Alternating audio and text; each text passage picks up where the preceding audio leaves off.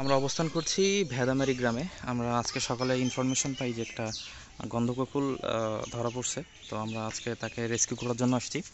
ওর মাথায় একটু স্পট পড়ছে, এটা হচ্ছে এই যে তার কাটার ভিতরে একটু লাফালাফি করার জন্য আর কি ওর মাথাটা কেটে গেছে। তাছাড়া ওর গায়ে কোনো আঘাত ছিল না বা আঘাত দিয়ে ধরাও হয়নি। ও জালে আটকা পড়ছে, তারপরে এখানে এনে এই ভিতরে রেখে দেওয়া হয়েছে। এখন কুষ্টিয়া থেকে বন বিভাগের লোকজন আসবে, আমরা সবাই একসাথে ওকে এখান থেকে অবমুক্ত করবো আর কি। এই যে গন্ধকুকুল।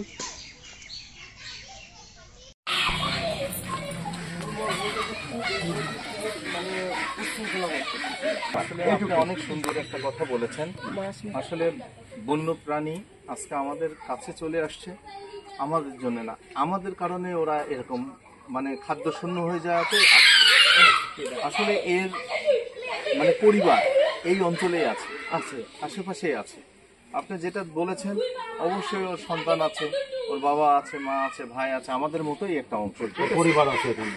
এখন এটা যদি আপনারা যদি মনে করেন যে না ঠিক আছে স্যার ধরা পড়ছিল, ভাইয়া ধরা পড়ছিল, আমরা রাখছিলাম, আমরা সুন্দরভাবে আমরা মেনে নিয়ে এটাকে আমরা অবমুক্ত করে দিলাম, আমাদের আরো সুন্দর, এটা আমাদের পরিবারের কাছে ফিরে আমাদের কোনো অবজেকশন নাই। আমাদের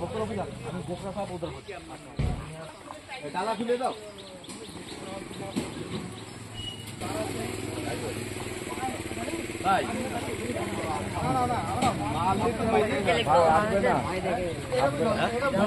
তোমরা বলবা আমি বলতে পারবে না, তোমরাই তো চলতাম এটা নিউজ দিবা, নিউজ আছে না অনলাইন।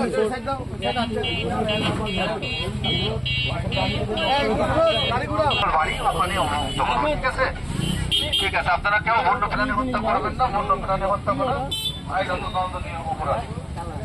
আমরা চলে আসছি হচ্ছে এখন এটাকে অবমুক্ত করার জন্য।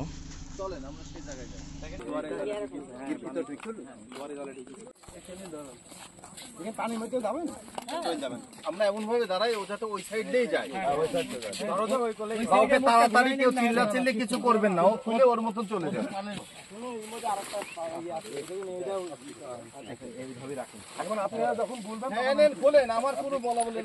সামনের সাইডটা ফাঁকা রাখেন, সামনের সাইডটা ফাঁকা রাখেন। আমার মিলন ভাই স্যার,